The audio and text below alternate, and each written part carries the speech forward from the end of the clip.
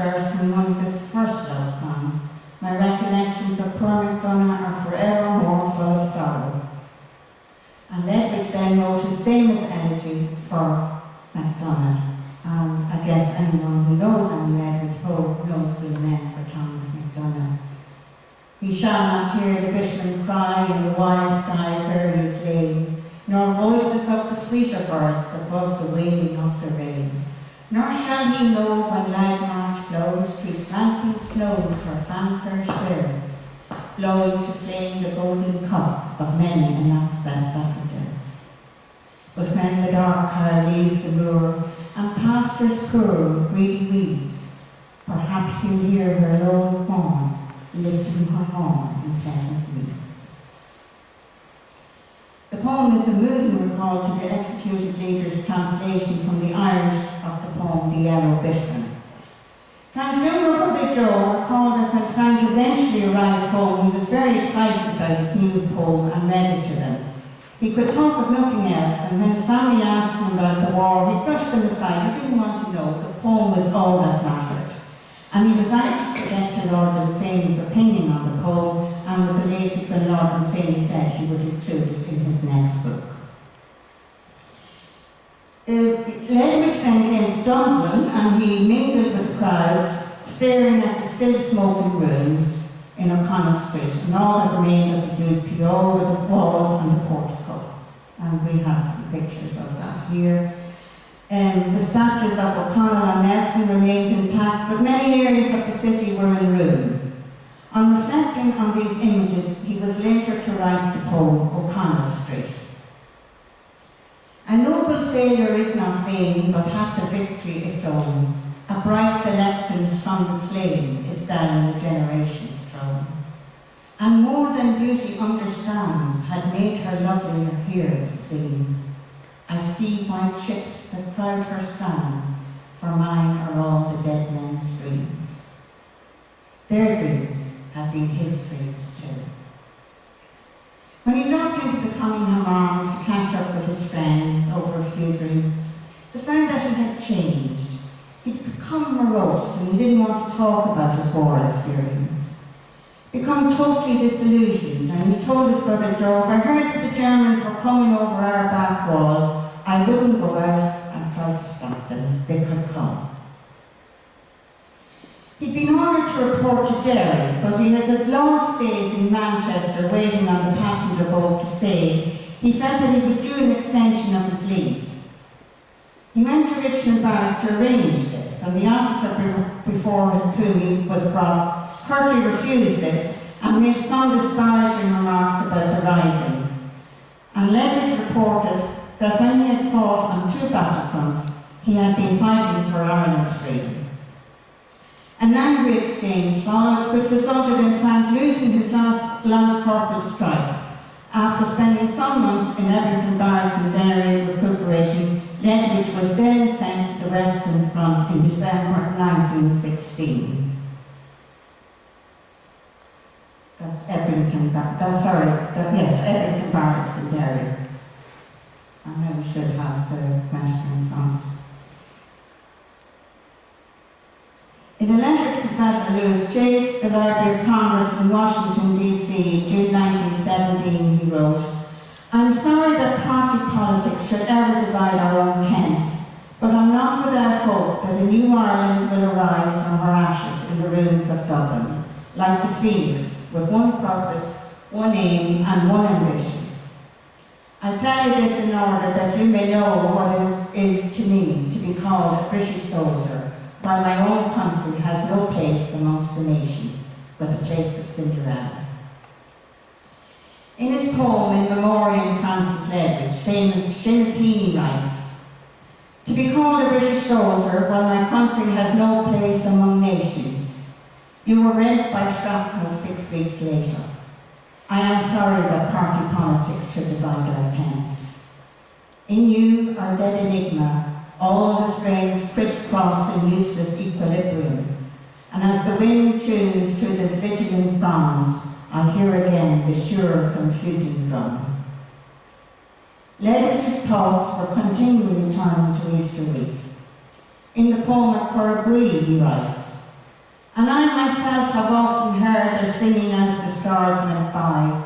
For am I not of those who rear the banner of All Ireland high, from Dublin town to Turkey's shores, and where the Garter loudly rose? Again in the poem The Dead Kings, he writes, all the dead kings came to me at Rossnaree where I was dreaming. A few stars glimmered through the morn, and down the thorn the dews were streaming. And every dead king had a story of ancient glory sweetly told. It was too early for the lark, but the starry dark had hints of gold. And one said, a loud tramp of men we'll hear again at Rossnaree. A bomb burst near me where I lay. I woke, 'twas day in Picardy. Ledwidge's unit was ordered north at the beginning of July 1917. They marched over the Franco-Belgian border into what they call the Ypres salient. There was a new attack planned on a line running from Buzinger, a village about 3 miles north of the ruined ghost city of Ypres, where 2 major battles had already taken place, and continuing as far as the river Lys, roughly 15 miles. Leave was now overdue for the men spending their 7 months on active service, but all leave was cancelled. And I have again another of his letters which he wrote to Captain Tynan on the 20th of July 1917. We have just returned to the line after an unusually long time. It was very exciting this time, as we had to contend with gas, glycometry shells, and other devices new and horrible. It will be worse soon. The camp we are in at present might be in Sheernanogue. It is pitched amid such splendours. There is barley and rye just entering harvest days of gold, and meadow sweet rippling. And where a little inn named Inchicore holds its gable up to the swallows, bluebells and goldilocks swing their splendid censers. There is a wood hard by where hips glisten like little sparks, and just at the edge of the measly leaves sway like green fire. I anticipate beautiful moments. I dare say you have left Meath and are back again in the brown wilds of Connacht. I would give £100 for 2 days in Ireland, with nothing to do but ramble on from one delight to another. I'm entitled to leave now, but I'm afraid there are many before my name in the list. Special leaves are granted, and I have to finish a book for the autumn. But more particularly, I want to see again my wonderful mother, and to walk by the Boyne to Crubon, and up to the brown and grey rocks of Croagnaharna. You have no idea how I suffer with this longing for the swish of the reeds at Slane, and the voices I used to hear coming over the low hills of Corrigwee. Say a prayer that I might get this leave, and give as a condition my punctual return and sojourn till the war is over. It is midnight now, and the glowworms are out. It is quiet in camp, but the far night is loud with our guns bombarding the positions we must soon fight for. As we said, all leave was cancelled. He didn't get home. The date for the big push was fixed for 31st of July. At 3:50 a.m, the signal was received to go forward in one huge wave of assault, the battle that would end the war. Ledwidge was in the reserves and was on road-making duty with his comrades. They had toiled all morning and stopped for a break in a mud hole to drink tea when a shell exploded alongside, killing him and 5 others. The battalion chaplain, Father Charles Henry de Vasse, who knew Ledwidge from Gallipoli, wrote in his diary, "Walked the rain with dogs, Ledwidge killed, blown to bits." He is buried in Roby, Plot 5, Artillery Wood Cemetery, near the village of Bouzinga, about 3 miles north of Ypres. In 1998, the Belgian people erected a memorial to him on the exact spot where he was killed. And the Irish flag flies there, and it is visited by thousands of visitors every year. 3 months after his death, Songs of Peace was published with an introduction by Lord Dunsany, and a few months later it was followed by Last Songs. His complete poems, numbering 122, was published a year later. Today there are over 200 poems, and they have been found in various newspapers, periodicals, etc. He was prolific in his writing. Dunsany said he sent poems to him almost faster than he could read them. Unfortunately, he lost a lot of his poems in retreat in Serbia. His poetry has stood the test of times, because here we are over 100 years later, and when many poets of his era have long been forgotten, Ledwidge is still remembered, and not just in Slane or here in Inchicore, but around the world, as we know in the cottage. People come from Australia, Canada, America, even Japan, and they know about Ledwidge, which you might feel extraordinary, but his poetry is extraordinary, so that's probably why we would put it down to. There is very little reference to the war in his poetry. As Peter Fallon, author and publisher, said at one Ledwidge Day lecture, no dulce et decorum est or both hasty tales for Francis. He was referring to Wilfred Owen's frightening war poem and Siegfried Sassoon's sarcastic short poem about the old major who toddles home safely to die in his bed. The war is present in the second book of poems, Songs of Peace, and in a subtle and accusing way.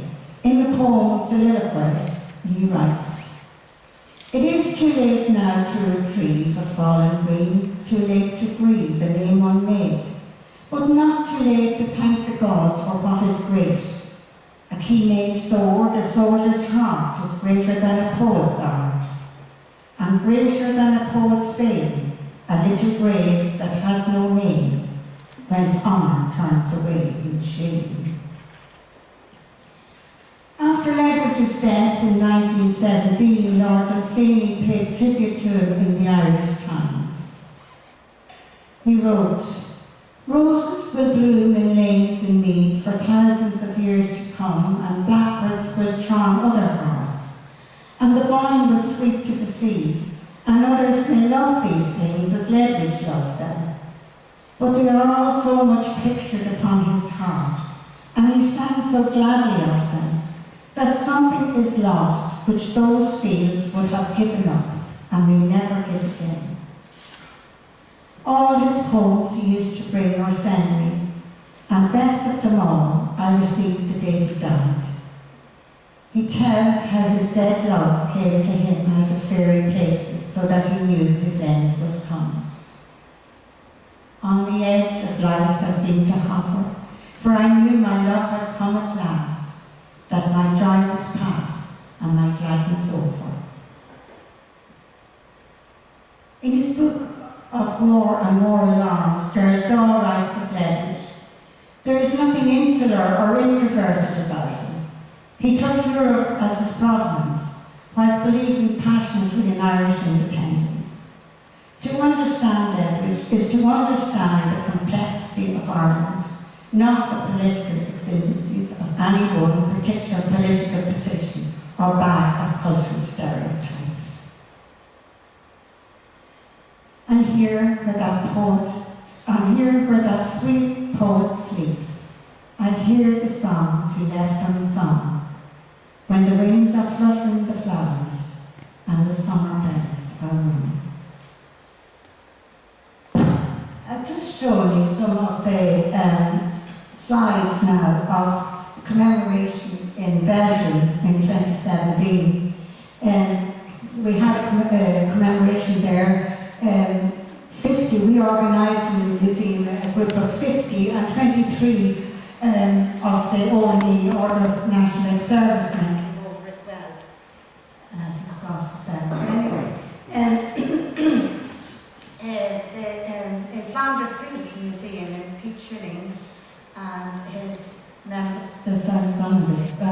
Shillings, the director of the Planters Fields Museum, and his members helped us to organise a commemoration ceremony at his gravesite in Artillery Wood Cemetery.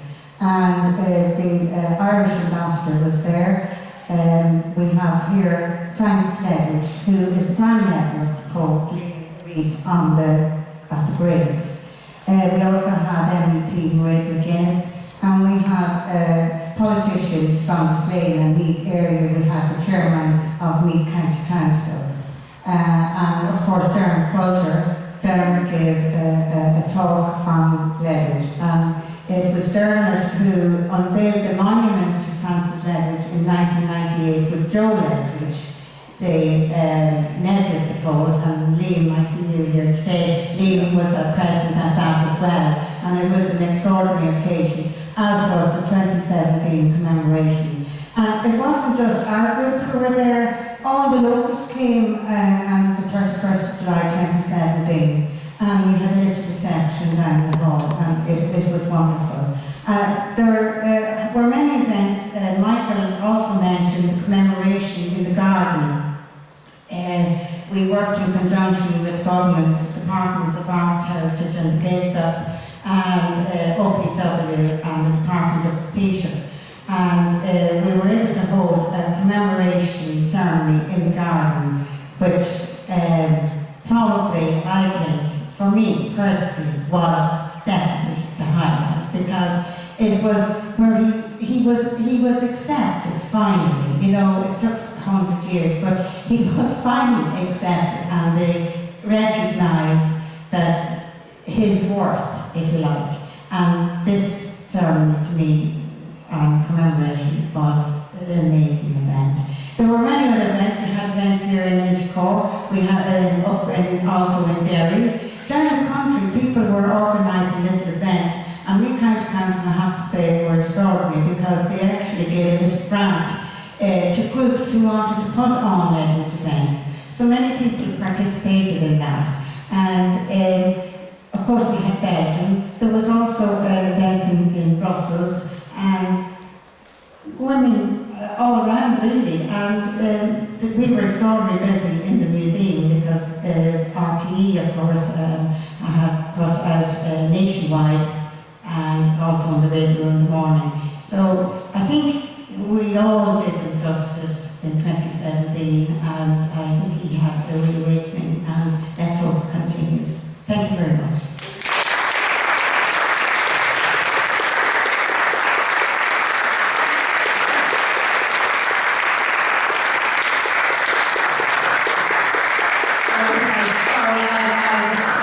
I have been reprimanded. I forgot to mention the statue in Village.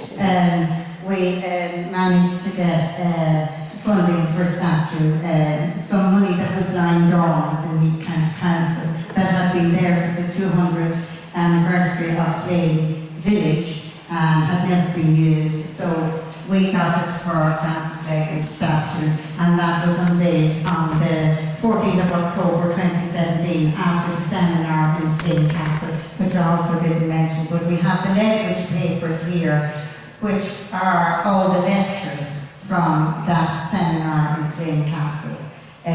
Gerald Dahl helped us to put it together, and we had some wonderful dignitaries there on the day. You feel free to look at, these are just our publications that we sell in the museum and can be purchased online as well. So feel free to have a browse at them afterwards. Thank you very much.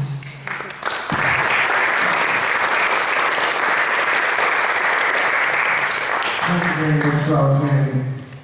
I'd like to come in and comment for the slides before I say anything else. Absolutely fantastic set of slides, beautiful and very comprehensive. And Rosemary, as regards to your contribution today, it was about the most comprehensive I've ever heard, and your passion for Ledwidge matches that of one pair of eyes.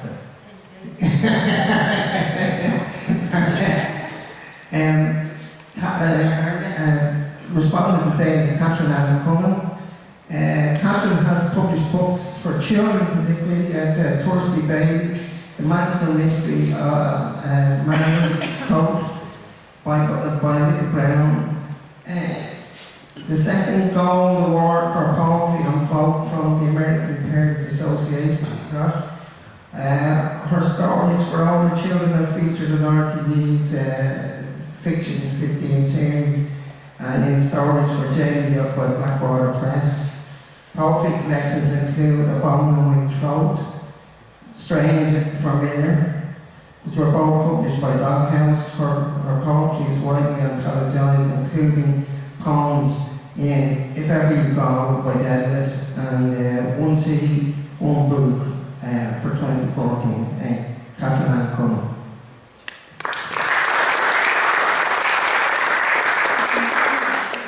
Thank you, Michael.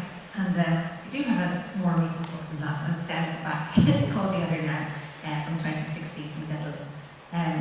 It was wonderful to hear your talk, Rosemary, and I'm privileged to be here today to respond to it and to be here at all, actually, during this lovely festival, the inaugural, and I'm sure not the last, Inchicore Literary Festival, and well done to everybody involved in organising it. It was really lovely to hear Rosemary talking about some parts of Ledwidge's life maybe that I wouldn't have known about before. For instance, his sense of humour, which I think came across in two little stories that had slates in them. I thought that was interesting in terms of a writer.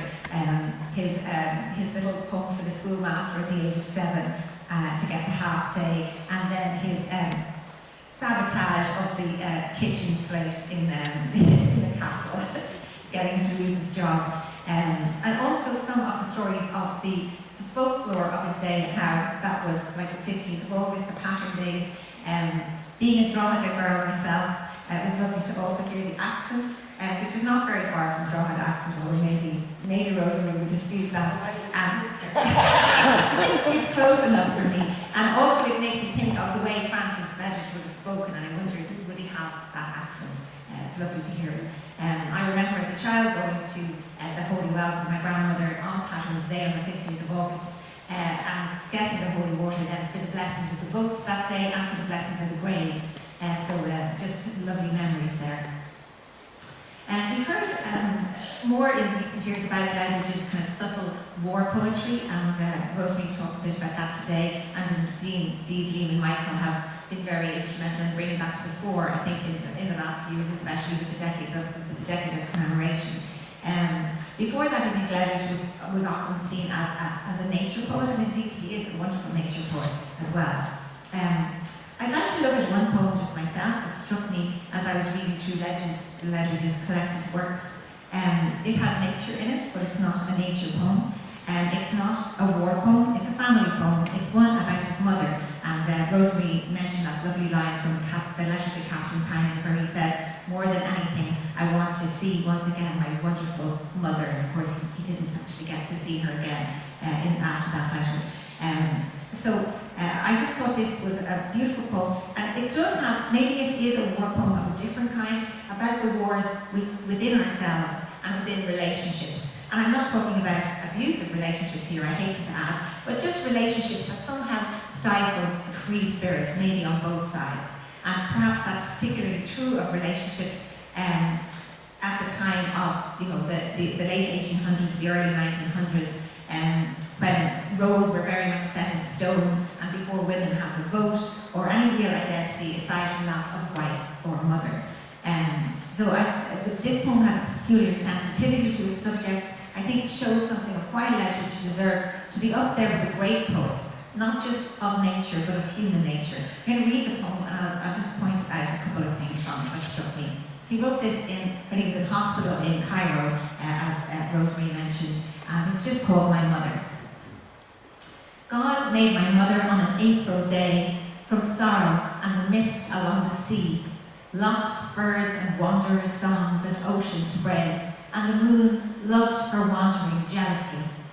Beside the ocean's din, she combed her hair, singing the nocturne of the passing ships, before her earthly lover found her there and kissed away the music from her lips. She came onto the hills and saw the change that brings the to swallow and the geese in turns. But there was not a grief she deemed strange, for there is that in her which always mourns. Kind heart she has, for all on hill or wave, whose hopes grew wings like ants to fly away. I bless the God who such a mother gave this poor bird-hearted singer of a day. So that's the poem. I just think there's a couple of really beautiful things in there, besides the fact that it's clear his mother grew up by the sea. I don't know where she grew up, maybe somebody will tell me that later. But Anne Ledwidge, it sounds like she was at the sea as a young girl, singing, and then her earthly lover, so his dad, kissed away the music from her lips. And I think there's kind of an acknowledgement and a recognition there that his own father, who must have only known barely remembered, had in some way stifled his mother's true nature, a sign that Ledwidge has a great sensitivity and awareness of the people and the women who are around him and what shaped them. I think it's a very mature poem, and I think it sort of shows, as I said, that he is not just a poem of nature, a poet of nature, but of human nature. Also, when he says that his mother had a kind heart for all whose hopes grew wings like ants to fly away. So the idea that even though escape wasn't for her, she's left a widow with a large family to have to bring up and educate and feed and mind, the idea of escape wasn't for her, but she cheered it on and identified with it in others. And also I love the poor bird-hearted singer of a day at the end. So Francis thinking of himself as a bird-hearted singer, as indeed birds are such an integral part of almost all his poems. I don't think there's a poem that doesn't have a bird in it that he's written. Yesterday we were talking about Michael Harden as being very much like a bird as well, so I thought there's an interesting parallel there with Francis Ledwidge. I want to come back now just to Francis's birthplace, to the cottage, which I think is not just his birthplace, but kind of the cornerstone of his poetry in a lot of ways, and the magnet that drew him back time and time again, that called him back over his whole life. So that call of home, I think, is something that haunts his work, and Rosemary mentioned two of the poems that I think kind of bookend that call in his life, because two poems written at either end of his poetic life, in the second case, of course, also of his actual life, echo that theme of being called back to that place. In both cases by a bird, one a blackbird and one a robin. And as I said, it's hard to find a poem of Ledwidge's that doesn't actually have a bird in it. From The Bitter, which is his best known poem, to another poem about burying a soldier, which ends, and there the lark will turn her dewy nest. So back to the poems that bookend his writings that I'm thinking of today. The first is a poem that Rosemary mentioned that he wrote in 1902 when he was working in the grocer's shop in Rathfarnham in Dublin. As Rosemary said, it's called Behind the Closed Eye, so referring to what's happening behind his own closed eye when he's asleep. He's seeing home. I won't read the whole poem, but here are a few of the verses. And frisking in the stream below, the troutlets make the circles flow, and the hungry crane doth watch them grow as a smoker does his rings. Above me smokes the little town with its whitewashed walls and roofs of brown, and its octagon spire toned smoothly down as the holy minds within. And wondrous impudently sweet, half of impassion, half conceit, the blackbird calls adown the street like the piper of Hamelin. I hear him, and I feel the lure drawing me back to the homely moor. I'll go and close the mountain's door on the city's strife and din. So there in the strife of din of Dublin, he hears that call home in the blackbird's song, and he's so homesick that he wakes up from this dream. He walks out of the house at home to Slane, and as he writes in one of the collected essays or pieces of prose by Liam in the Legends of the Boy and Selected Prose, he says, and scarcely was the last line written when I stole out through a back door and set my face for home. I arrived home at 6 a.m, dusty and hungry after a 30 miles walk. I determined never to leave home again. And it's pity that he did in some ways, that we lost him. So that's the poem, one of his first known poems that he wrote about the call to go back home. And in a way it's sort of like art imitating life and life imitating art. He writes about going home and then he goes home. And the second poem was actually was mentioned or was seen up on the screen here. It's on the statue of Francis Ledwidge that Rosemary just mentioned. The last verse of it, a poem called Home. And this